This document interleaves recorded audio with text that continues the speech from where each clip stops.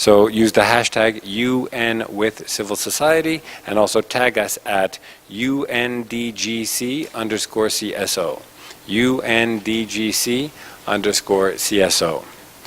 So this series is really special for our department, the Focus on Faith series of our civil society briefings. We do it once a year, and it aims to provide a broader understanding of how different belief systems share common foundational principles, including the commitment to climate action, which, as you know, is one of the priorities of the United Nations and of the Secretary General this year.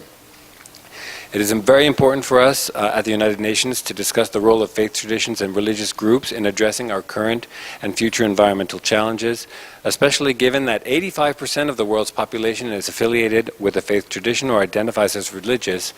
This means a joint effort on the part of faith leaders and communities and the United Nations and all of our partners could result in stronger individual and collective action on the global climate challenge that we're facing. So today we're going to discuss the work of faith-based organizations and faith-led initiatives and their role in addressing the challenges of climate change and the responsibilities associated with the protection of the planet and stewardship of the environment. We will together examine several points, a couple of which will be, for example, eliminating cultural and religious barriers to advance the climate narrative as part of the 2030 Agenda or the 17 Sustainable Development Goals. Another one will be effective communication approaches to integrating climate change into the religious discourse. And finally, educating for a better understanding of the concept of climate change in the religious context. So of course we'll cover other things, but these are a couple of things just to put onto your radar. So today, we're so pleased and honored to have a panel of experts from different fields within the United Nations system and civil society and religious communities, as well as member states of the United Nations. Now it is my pleasure to introduce you to today's moderator, my colleague, and the focal point at our civil society unit here in the Department of Global Communications for faith-based organizations, Mr. Felipe Queipo. Please open the discussion, Felipe.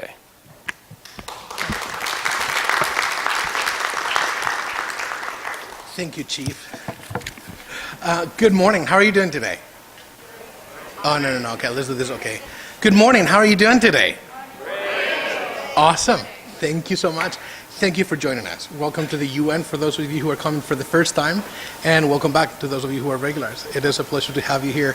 Today we celebrate the Focus on Faith briefing with a special emphasis on climate. As you know, in September, our Secretary General has convened the 2019 Climate Summit to address this important issue at the United Nations, and we need to understand that the only way to be able to accomplish anything is through a multilateral approach. And who better to partner with than faith traditions, faith-based organizations, and religious institutions who represent millions, billions in fact, of people all over the world, and they have at the core of their work the interest of bettering humanity and improving the quality of life of many people. Climate affects many different areas and aspects of our lives, and sometimes we forget about what we call the climate refugees. Individuals who are pushed due to climate change and other events out of their households and out of the countries to seek refuge and to find better ways of living. We need to address many aspects of the impact that climate has in our lives. And as I said, there's no better way to do it through a faith component or from a faith approach. I think that this is a human crisis. We at the UN understand that we all need to work together to be able to make a difference.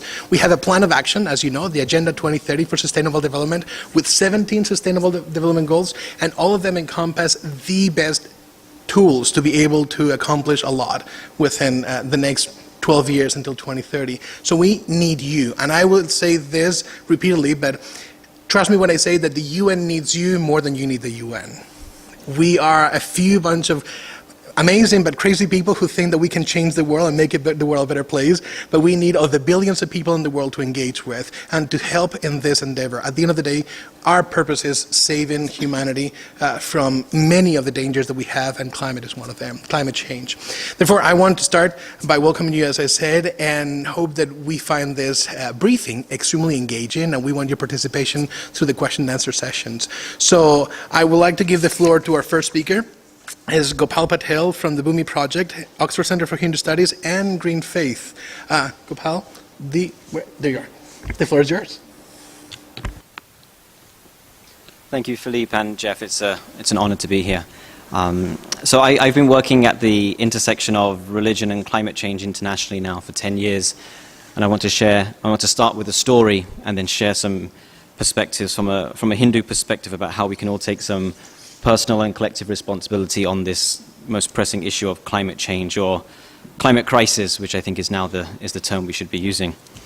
In 2015, I had the honor of leading a climate change pilgrimage across India, visiting sacred sites which will be affected by climate change. And we were with a group of international climate activists. And one of the sites that we visited was a coastal town in the state of Andhra Pradesh called Visakhapatnam. And a year earlier, in 2014, the state was hit by tropical cyclone Hudhud, which was devastating for the whole state. 61 people died, and there was about $3.5 billion worth of damage across the state. And this particular town of Visakhapatnam bore the brunt of that cyclone. And so as we visited that town a year later in 2015, we still found people who were homeless, who were hungry, and were still dependent on charitable aid on a daily basis for survival. And for me and for the others who were in our group, that really brought home the fact that no single person, no form of life on this planet is going to be able to escape the threat, which is climate change. And I'm reminded of that on an almost daily basis. I was just talking to my friend and colleague in Delhi last night, and the temperatures in Delhi are around 50 degrees during the day. And if you think about that, 200 million people in India don't have access to electricity, so they don't have air conditioning units or fans in their homes. This is scary stuff, people. So due to this overwhelming threat, what some people call the wicked threat of climate change or the climate crisis, I think we're all going to say that there's a real need for individual and collective responsibility to address this concern. And I want to speak about that from a very specific Hindu perspective. From within Hindu spirituality, there is almost baked into the heart of the tradition is this concept of collective and personal responsibility in our words, in our thoughts, and in our actions as well. And I want to talk about two very specific principles. The first is that all life is sacred. All life is sacred. In the Bhagavad Gita, Lord Krishna talks about this concept as Samadarshana. The Sanskrit is Samadarshana, equal vision. It is explained that the wise and learned people see all life as sacred and as equal. That distinction isn't made between men and women, boys and girls, but most importantly, distinction isn't made between humans and animals and plants. It's not speciesist, it's equality across all forms of life. And due to this understanding of equality, this spiritual equality of all life, Hinduism advocates that we don't have any right to exploit or to control or to dominate the natural world, but rather human society is part of that natural world, and we live in an interconnected, integrated world where our actions affect the natural world and the natural world affects our actions as well. The second teaching or principle I want to share from Hinduism is this concept of ahimsa. I'm sure many people have heard of this phrase before. Ahimsa is Sanskrit for non-violence. And building on the previous principle of equal vision, ahimsa teaches that human society has a responsibility to minimize the harm and suffering that we cause on the vulnerable, on the disadvantaged, but also on the natural world itself. And this concept of non-violence is so radical that I think it can really fundamentally reshape our society to address the climate crisis. If we just look into recent history, here in the US we have the example of Martin Luther King. In India you have the example of Mahatma Gandhi, both of whom employed strong non-violent tactics to force radical social and political change. And an extension of this teaching of ahimsa is what is called active compassion, taught by A.C. Bhaktivedanta Swami. He said that not causing violence is good, but if people are suffering and we are in a position to help stop that suffering and don't stop it, we are causing violence through our inaction. So it's not just not harming, but it's actively stopping people from being hurt. And over the past couple of years and longer, we've seen countless Hindu organizations and leaders across the world stepping up to address the climate crisis through this principle of active compassion. In 2015, we had Hindu groups endorse the Hindu Declaration on Climate Change. Over 60 major Hindu groups signed that statement. You have centers of excellence such as the Govardhan Eco Village in Mumbai, environmental activists such as Dr. Nandita Krishna in Chennai, who is looking at indigenous traditional environmental practices in India and connecting them to current concerns. And just here in the US, you have groups such as the Hindu American Foundation and major Hindu temples such as the Shiva Vishnu Temple in Washington, D.C., and the Livermore Temple in the San Francisco Bay Area, two of the most prominent voices on climate change for the Hindu community here in the US. So there's a lot going on within the Hindu community, and I'm sure that's mirrored, and I know it's mirrored in all the other traditions. I'm looking forward to hearing what the other panelists have to say. I want to end with this, though. We know that if current trends continue, we will not be able to meet the goals of the Paris Climate Agreement to keep temperatures down by 2 degrees and 1.5 degrees at the most. We know we are off track to meet those targets. This means the future is bleak, and in my opinion, it means that things may and most likely will get a lot worse before they get better. Right? So in the challenging times that are going to come, and we have to be honest about that, the voices and actions of religious and spiritual groups and leaders are going to be needed more than ever. And I want to propose that we have to work on 2 parallel tracks as faith groups. The first track is to help usher into the world a renewed spirituality that helps us cope with the damage and the destruction and the new reality that we are going to face. Many people are going to suffer, and many people are going to die. And we will need to be there to help those people. We will need to be there. But we will also need to bring into the public sphere new visions and new values to help us create the institutions and societies that allow humans and the natural world to heal and flourish. The second track is that we need to be advocating and acting boldly. By walking our talk, by showing by example, we need to demonstrate that business as usual cannot continue. We need to push for an end to the fossil fuel era.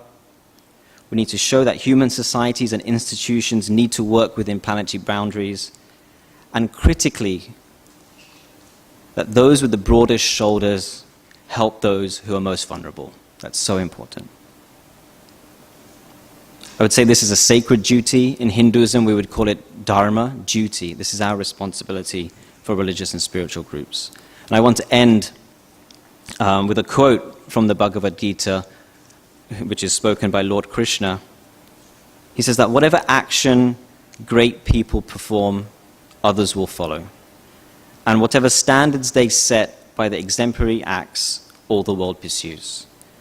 The learned act without attachment for the sake of leading the people and the planet on the right path.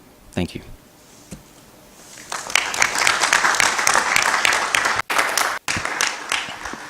Thank you, Gopal. And it really resonates with me what you've said, that no one will escape this threat, this wicked threat of climate change.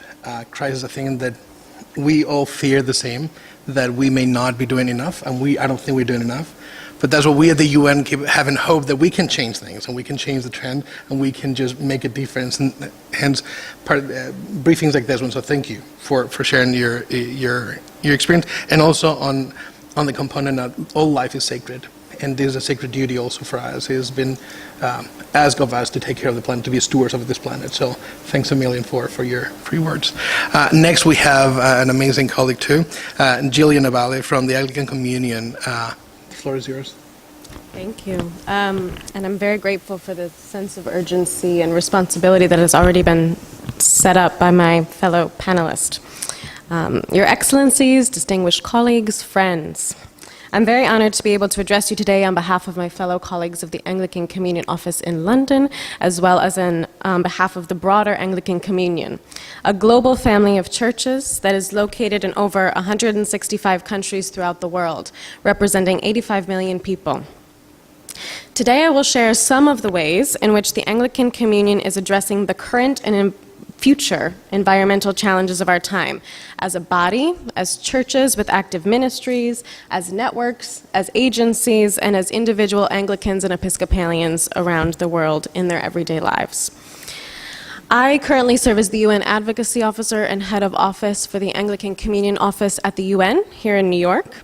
And along with my colleague Jack Palmer-White, who is the Anglican Communion representative to the United Nations, we work to bring Anglican voices and expertise to the global stage, as well as build strong relationships with the UN and other partners so that the grassroots work of our parishes and dioceses around the world is more effective, and hopefully support the synchronization of efforts across the communion to achieve the SDGs. That said, the intent of this briefing today is to speak to you about a very specific topic and probably the most critical of our time, climate change. And hopefully I can bring in this short time a sense and an insight into the ways that the Anglican Communion is working to address this disaster of unspoken sufferings for enormous amounts of people. I'm going to try to simplify my presentation and break it into two parts. What are we saying and what are we doing? Part one, what are we saying? In facing the climate crisis, the question for communities of faith stands. How do we speak about our scriptures and transform our theology to remember, put the pieces back together, our understanding of the world through a holistic theology that reconciles people, planet, and prosperity? Starting at the foundation of the way in which we think about our relationship to the earth and how that is enshrined in our understanding of key Christian teachings is critical. For example, the Anglican Communion Environmental Network's current coordinator, Reverend Rachel Mash of the Southern Africa Province, will often talk about the undoing of the theologies that have gotten us into this mess in the first place, namely dominion theology, the idea that we are to subdue the earth, escapist theology, the idea that we are only passing through life on this earth, and prosperity gospel, riches on earth as it is in heaven. Furthermore, the commitments we make as communities and as global networks make a statement to the world and offer the opportunity to reshape our imagination of mission and also how we respond to such crises. For example, at the recent 17th session of the Anglican Consultative Council, which was held in Hong Kong and hosted by the Hong Kong Shen Kung Wei province of the Communion, a resolution was passed that recognized the scale of the global climate emergency and encouraged all Anglican churches to live out what is called the fifth mark of mission, to strive to safeguard the integrity of creation and sustain and renew the life of the earth. The 5 marks of mission serve as a checklist for mission activities and express the Anglican Communion's common commitment to and understanding of God's holistic and integral mission.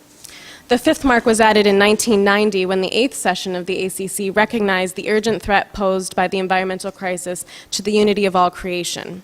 And now, 29 years later, we are still talking about how urgent it is. It was decided that a new mark of mission that captured this understanding was inevitable and needed. So including the language of creation care and environment into our religious discourse and into our public statements are key to building an alternative narrative that's focused on stewardship rather than exploitation. Such resolutions also provide calls to action for the churches of the Communion and shape and guide the ministries of individual provinces and dioceses. The environmental resolution recently passed, for example, calls to action in the following ways: a day of public repentance and a Lenten fast for creation, sustainable living action plans, resources and policies to minimize waste, increase use of renewable energies and incorporate creation care into liturgies, identifying climate threats, running strategic planning conferences, and educating around the SDGs, among others. These are all activities that are happening around the Communion. But on to part 2, what are we doing?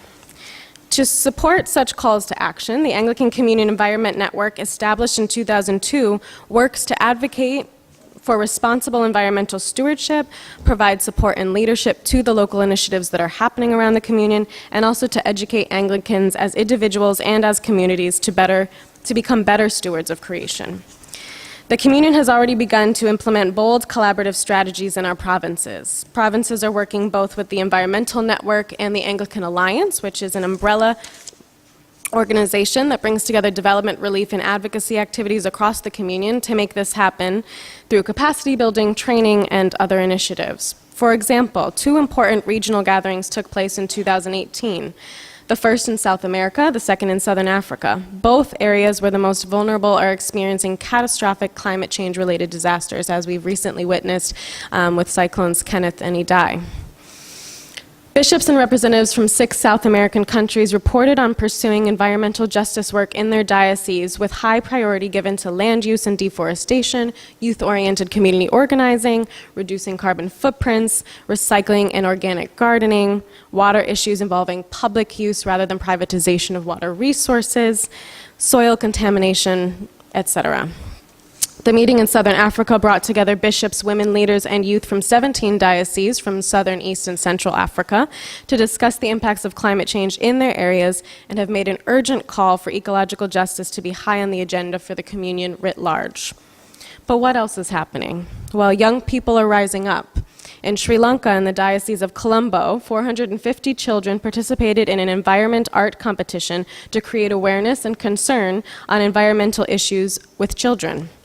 In Pakistan, the Society for Peace and Sustainable Development, a small-scale Christian faith-based organization working at grassroots level in 5 districts of South Punjab, is running green climate clubs and green schools projects to engage children with nature. Clergy are also being trained and engaged. In South India, there is a camp for green clergy and teachers organized by the Ecology Department and held at the Eden Eco-Spirituality Center in Kerala. In South Africa, in the Saldanha Bay Diocese, they've organized a day conference for women clergy to reflect on the young women who are leading environmental social movements and how to amplify the voice of young women for social change. We're also working to reduce carbon emissions. In Malawi, the Diocese of Upper Shire formed a partnership with Gigawatt Global to install a small-scale industrial solar farm on church land, providing electricity for the local community and sustainable income for the diocese. In England, the Big Shift campaign has engaged 5,500 churches in the Church of England, and they've changed their source of energy to renewable energy providers. 700 church buildings have now engaged renewable energy installations such as solar panels. Anglicans and their agencies are also actively responding to climate change disasters, working towards food security among a number of different initiatives. This is just one small example of the initiatives they're working on.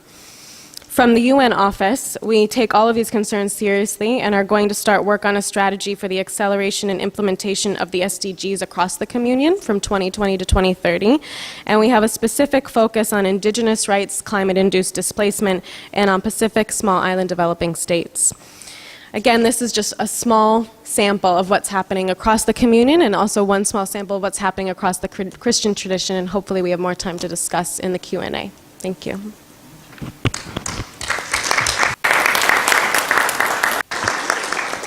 Thank you, Jillian, for your presentation. It resonates with me one specific thing, which is the theology, the common theology of we need to find a common theology across traditions to understand that people, prosperity, and planet are key components. But also, as the Department of Global Communications, one of the things that we try to do is we need to translate the UN jargon language into the language that people understand, connecting that language, interpreting that language into the real language, and connecting with that theology, I think is key to be able to succeed in presenting the message and understanding across different platforms. Thank you. Thanks a million. It is my pleasure now to introduce you to the next panelist, Karina Gore from the Center for Earth Ethics. Karina, the floor is yours. Thank you so much. I'm delighted to be here. I want to say how honored I am to be here with my fellow panelists and to be invited to share on the topic Focus on Faith, Planting and Nurturing the Seed of Climate Responsibility. It's particularly moving to me because actually my life work came from a seed planted by the United Nations in the year 2014 when then Secretary General Ban Ki-moon called the Climate Summit. And I was working at Union Theological Seminary at the time, and having just graduated from there, and my work became organizing a conference called Religions for the Earth. And that was to gather over 200 religious and spiritual leaders from around the world to reframe climate change as a moral issue and galvanize faith-based activism around it. That came from a call to engage civil society from the United Nations. And I remember, and the Center for Earth Ethics grew out of that conference, actually, and I want to say a word more about our work in a minute. The first day of that conference, there was an article in Science magazine, and it was co-written by a climate scientist and an economist. And they said, 8 decades of research and work between us, and we are now at the doorsteps of religious leaders asking for help on this crisis. They said, quote, over and above all the institutional reforms and policy changes that are needed, there is a need to reorient our attitude towards nature and thereby ourselves. And I believe that is very key. This illusion of the separation of humanity and nature may sound overly simplistic, but it is indeed a root cause. And religion and faith offer spaces to ask these deeper questions. Who are we? What is life? What is the meaning of life? And they also invite people and communities to organize around shared values, to ask something of each of us in our communities for the greater good. I want to say also inter-religious dialogue or interfaith dialogue opens up whole dimensions of conversation, not only around the things that we share in common, those deeper values that we all share, but also the differences that may play a role in asking questions and unmasking some of the things about our own belief systems that might be part of the problem that we're facing in this world. So in addition to grappling with the illusion of the separation from nature, this engagement of faith in climate change also calls us to see our moral responsibilities to other human beings across space and time. And there was just a study that was written about in the New York Times yesterday by the journal Science Advances that goes into exactly the difference between 1.5 degrees warming and 2 degrees warming.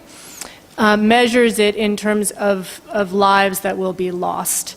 And this, of course, we've heard from Gopal a bit and others about what that means around the world, and particularly for those who are living in places without air conditioning, facing heat waves and the like, also stronger storms, rising sea levels. We all know that this is upon us. In the United States alone, this study says that thousands of lives will be lost in that one difference of half that degree of warming. Henrik Grape of the Church of Sweden, a friend to many of us, likes to say that in any conversation around climate change or around climate or energy policies, there should be 3 empty chairs designated for those who are least likely to be involved in making these decisions, but most impacted. And those 3 empty chairs are for the marginalized, poor, and vulnerable peoples of the world, for future generations, and for other species of life.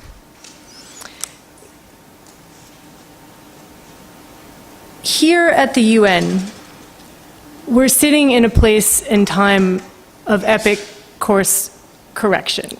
One thing about climate change is that it cares nothing for national boundaries, and yet all of the world's nations and subnational entities are involved in the cause and effect that we are experiencing. And I want to say a word of respect to those who have been working here from the United Nations on this. From 1972 in the UN Environment Summit through the early 1990s and the establishment of the United Nations Framework Convention on Climate Change to the Paris Agreement of 2015. This is hard work, and as has been said, it's not to be taken for granted, this great institution founded in 1945. Perhaps we who are Americans should also not take it for granted that the United States has played a leadership role in the United Nations, in the global community in this regard, and it is time more than ever to take leadership in facing the gravest challenge that the world has ever faced. I also want to say that and of course, in 1948, several years after the founding of the UN, when there was the UN Declaration on Human Rights, there were 2.5 billion people in the world. Now there are 7.5. and it's projected to continue upward. In that time, also, we recently hear that 1 million species are at risk of extinction. We see deforestation and the like. And also the rise of multinational corporations and the increasing rights that they have been given in different legal systems around the world. And so this epic course correction in seeing not only do we need to look at human rights more closely, and in this regard, particularly since the Industrial Revolution, where we can see that these toxins and poisons and chemicals that are a result of those processes actually create violence of a kind that is difficult for people to see. So the violence is first and foremost to those vulnerable communities, and the work of environmental justice is so important in each of these local places. And a great way for faith organizations to engage in the general solution is to look for those vulnerable and marginalized communities that are impacted by that pollution straight on the ground. But also that because of the blindness to measuring these, we still, to this day, we still are relying for 80% of the world's energy on fossil fuels, despite everything we know. So this is about more than science. We have the data. We've done a lot of data collection, and it is important to keep going on that. But this is about deeper meaning and the will to change. And we are putting 110 million tons of this global warming pollution into the atmosphere every single 24 hours. So another root cause, in addition to the illusion of the separation between humanity and nature, is this flawed economic development paradigm. And I want to say a word about this with regard to secularism, because I think it's quite interesting that the United Nations is engaging religion, faith, and spirituality in the way that they are. And as has been stated, it is in part because so much of the world identifies through religious and faith communities. But also there is a way in which there are certain assumptions that are belief systems that are kind of baked into what is seen as secular. And so we can see that, and there are many people who have said this, but I would quote Ralph Waldo Emerson, a person will worship something, have no doubt about that. We may think our tribute is paid in secret in the dark recesses of our hearts, but it will come out. That which dominates our imaginations and our thoughts will determine our lives and our character. Therefore, it behooves us to be careful about what we worship, for what we worship, we are becoming.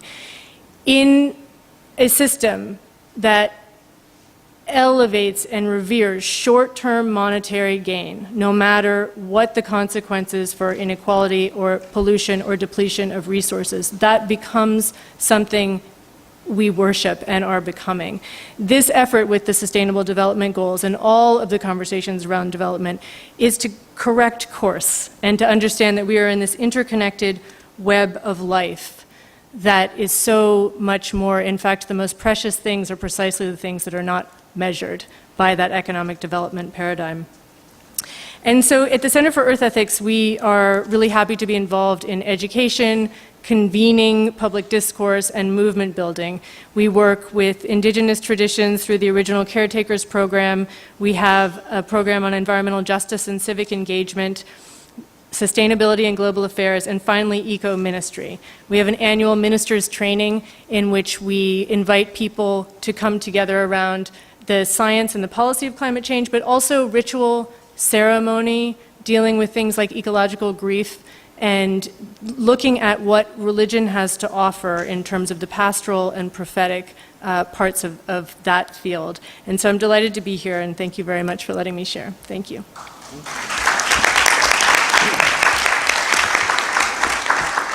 Thank you, Karen, for your presentation.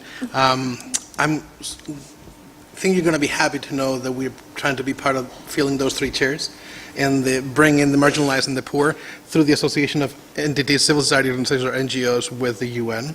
And the other piece is, for the first time this past association meeting, we associated an entity from the UK called the Donkey Foundation. It is the first animal rights entity that we have associated because we have expanded the narrative of what needs to happen to be able to protect everything and everyone. So I'm glad to say that. I like your reference to the history of the UN.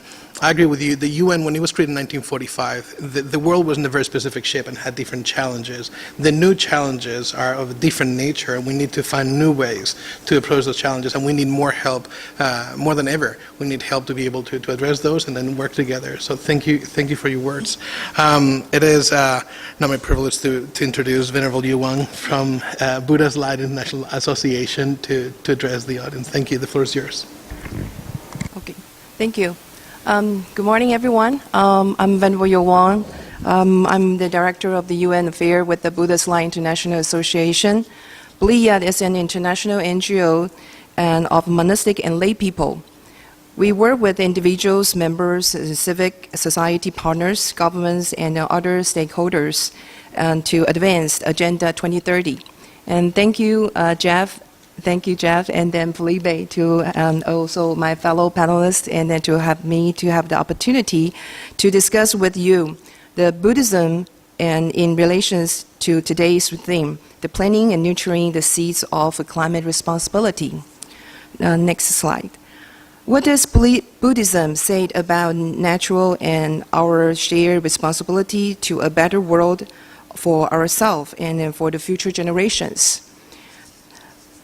There's a little Buddhism lessons. 2,500 years ago, while sitting under the Bodhi tree, the Buddha and attained the enlightenment into the natural principle, which he called the depending origination. From an individual's change fortunes and then to the passing of the season to the rise and falls of nations, all phenomena in natural operates under depending origination. All things exist by depending upon other factors. In particular, the relationship between our lives and the natural principle of dependent origination is especially close, because life does not come out of nowhere. Rather, life comes about through the karmic power that we have generated ourselves. Life is not a result of just a single cause, and it's produced by the continuous cycle of cause and effect through the past and then present and future. In speaking of life, we must understand that the definition of life is not simply that one is still breathing, but rather whether or not the way one uses things have value. To live, to life, then human beings must use things of nature, but we only really live insofar as we are contributing to the world. The world around us in our region, in our home, all of us are the products of nature. And just of our body come from the elements of this world. So our conscience also comes from the deep foundation that underlies all things. So this has been a crash course in Buddhism. In summary, and we must learn to appreciate this profound interconnectedness, that there is an interdependence between the nature environment and the sentient beings live within. We must act with compassion to ourselves, our fellow human beings, and our environment. I feel that many faiths share this responsibility to work on ourselves, to better and lift our community, and to be kind to the earth. Next slide. I want now to share some of BLIA's programs in supporting respectful of life and our earth, in sustainable practicing and responsible consumption of resources. We all understand that importance of mobilizing young people. As an example of what one can do on an individual or local level. In protecting and safeguarding natural resources, BLIA chapters, BLIA Young Adult Division, and Buddha's Light Scout Troops enact environmental preservation activities such as beach cleaning, street cleaning, charity gardening, recycling, and planting trees. This and individual encourage all to live a greener lifestyle, whether it is at school, work, or home, and to build the lifelong habits that could potentially make a dramatic difference in the future of the Earth. Providing service to our youth and the community is an important role undertaken by all traditional religions. We give young people the tools to work with their community to solve problems and to do so on the global scales. In helping develop accessible public green space, Belia location, next slide. Belia locations serve as a focal points for the practicing and promotion of humanist Buddhism, and also as a cultural and community touchstone open to all. As its many faiths, our temple are refuge for everyone. Our temple has been recognized with the National Architecture Award for their green, energy-efficient, and inclusive designs. This saves public and eco-friendly space of Belia response to the sustainable urbanization. The next slide. Here, I'd like to add that not all Buddhists are vegetarian. The goal of learning Buddhism is not to become vegetarian, but eating is not the important issue. It is the state of the mind that is important. And one's words are spoken kindly, but one's mind is filled with the greedy and hatred. One can eat vegetarian food all day long, but still go against the conscience. However, all Buddhist monastics are vegetarian. And we raise awareness of the social and health benefits and environmental impact of a meat-free diet. Veggie Plant, which began in 2016, is a part of the Belia Vegetarian Exposition, which have been held since 2005. Now, I'll show a short video of this program where we advocate through the social media, partnership with the local business, and outreach event like cooking workshops and engaging talks. Video, please.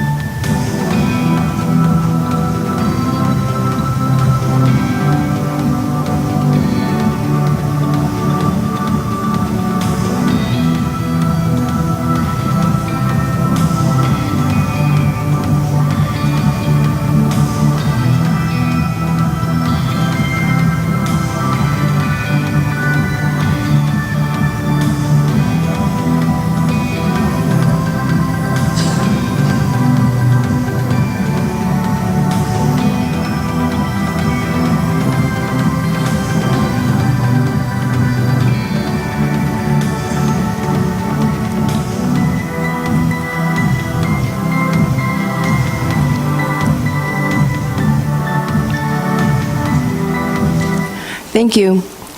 I use architecture and the programs like Veggie Plant to illustrate what faith can do, and on the community or a national level. The next slide. I'd like to speak now about the very real trend and then that we have seen, which is climate-related hazard and the national disasters. There is no country in the world that is not experiencing the first-hand the drastic effects of the climate change. Resulting in the climate-related disasters, however, the most vulnerable tend to be the poorest. Assistance goes twofold. We must help restore the people, health, safety, education, and economic well-being, and help them to survive, recover, and gain control of their future. Help should be provided regardless the gender, races, ethnicity, and the beliefs. Next slide. I want to tie this back to what I say at the beginning, that in Buddhism, human beings are interconnected with the environment they live in. From that perspective, if in our generation we explored every available thing, tree, water, mineral resources, without bothering about the next generation, about the future, that's on us. We must have a genuine sense of a universal responsibility to balance our relationship, our relation with not only our friends, family, and the neighbors, but environment as well. That concludes my part of the presentation. Thank you, everyone.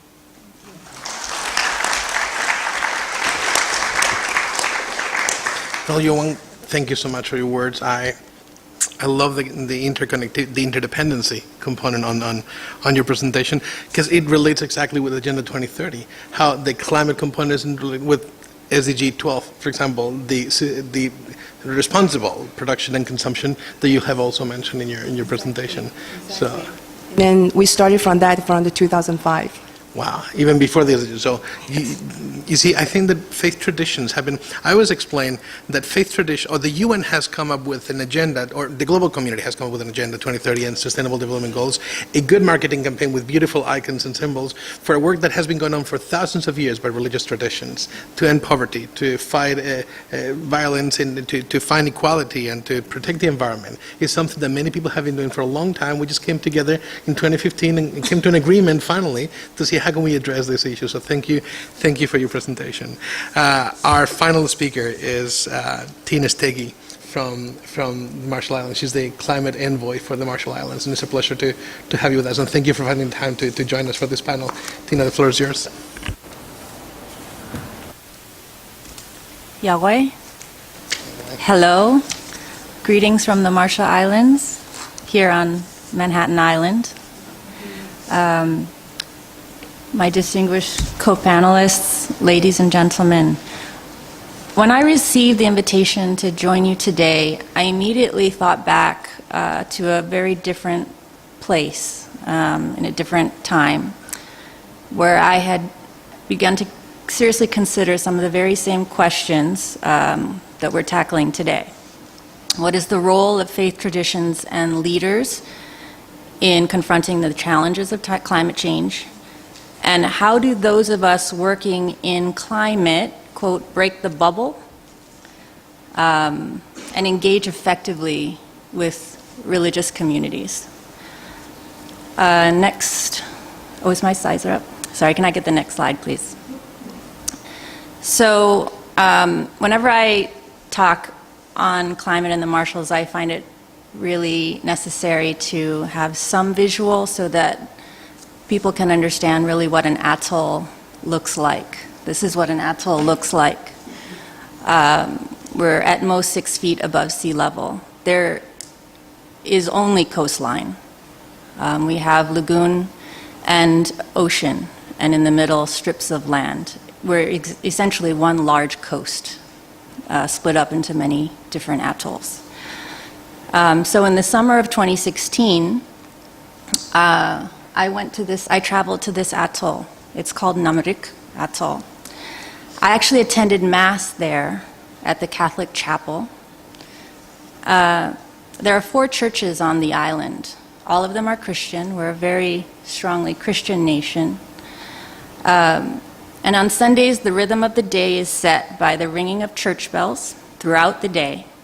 There are many different times to gather to pray. And the coming of and going of people walking along the island's single dirt road in their Sunday best, often with a Bible in hand.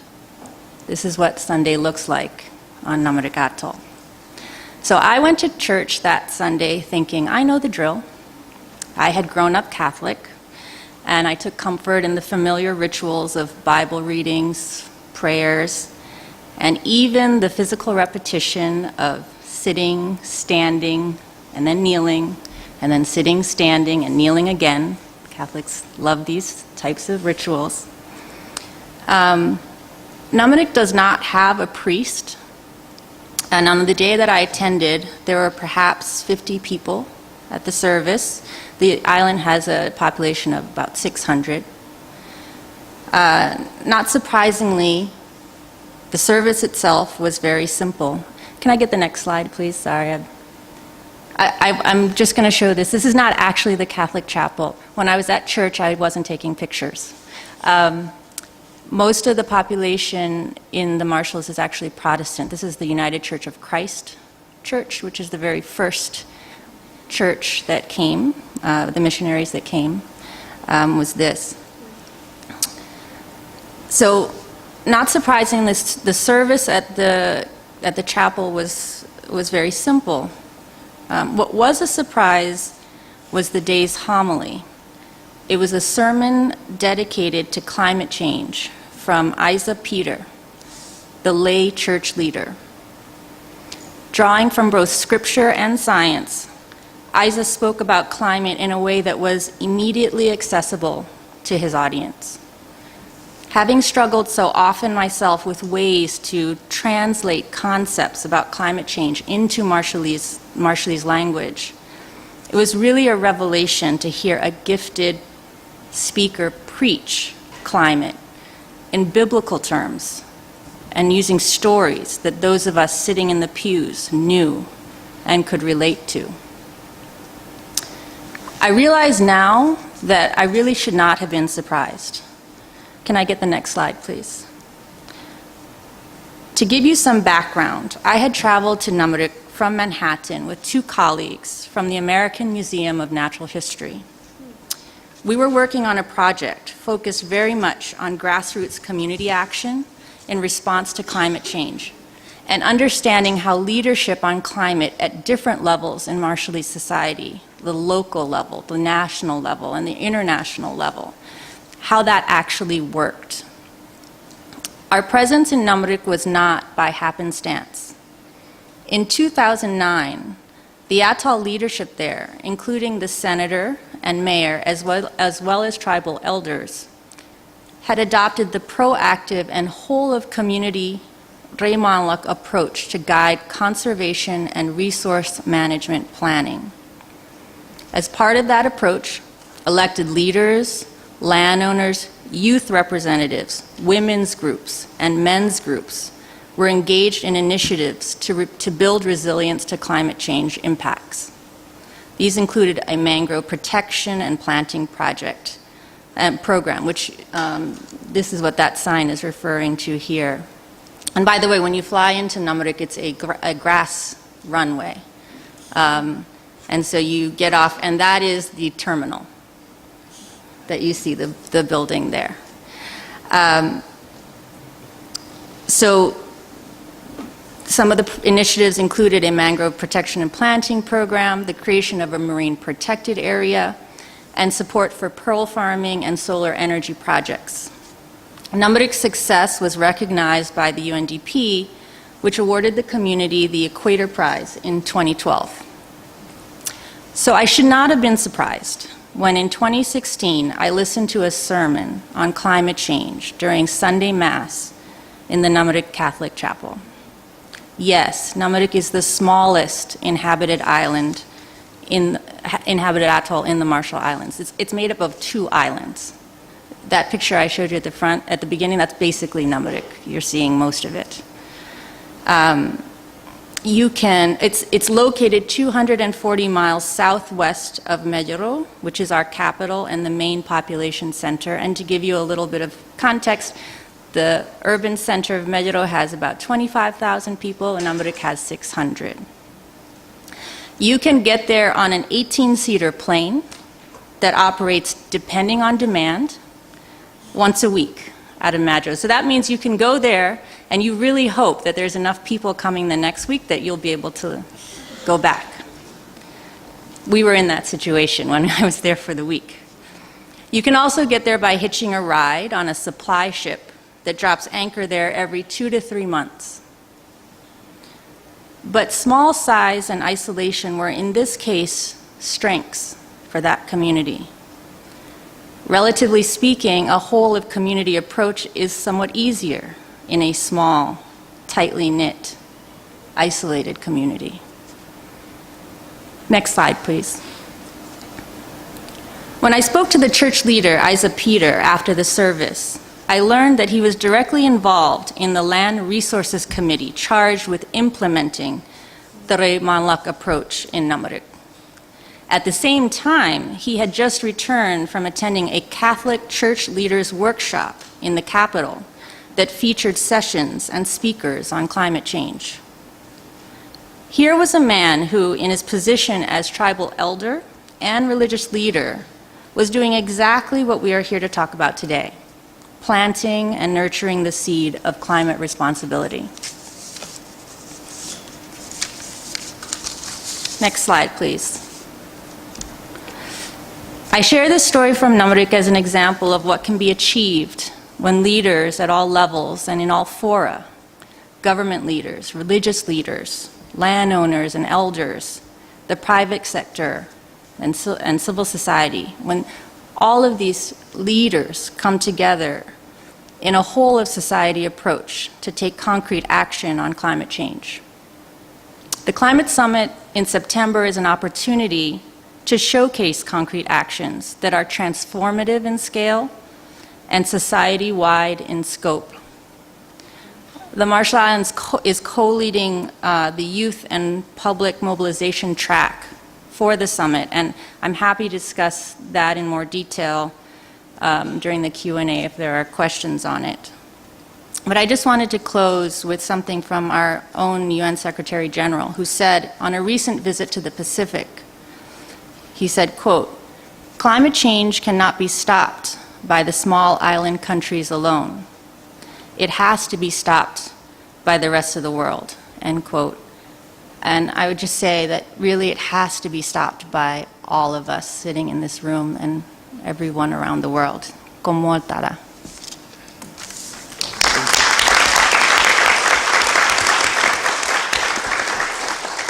Thank you so much, Tina. And again, finding the right language to use in the religious terms and settings, I think is important, as we've talked before, how to connect. And I like the analogy of the small, to think of a small island, isolated group of people as a congregation. We can, congregation by congregation within the different religious traditions, find ways to work together and eventually network. As a member state, we appreciate your input. We look forward to the summit in September, and hopefully the space for civil society to be there, to be an important one, a welcoming one, but also to understand that member states, private sector, civil society need to work together and not in silos, and we need to eliminate those divides. So thank you so much for your words.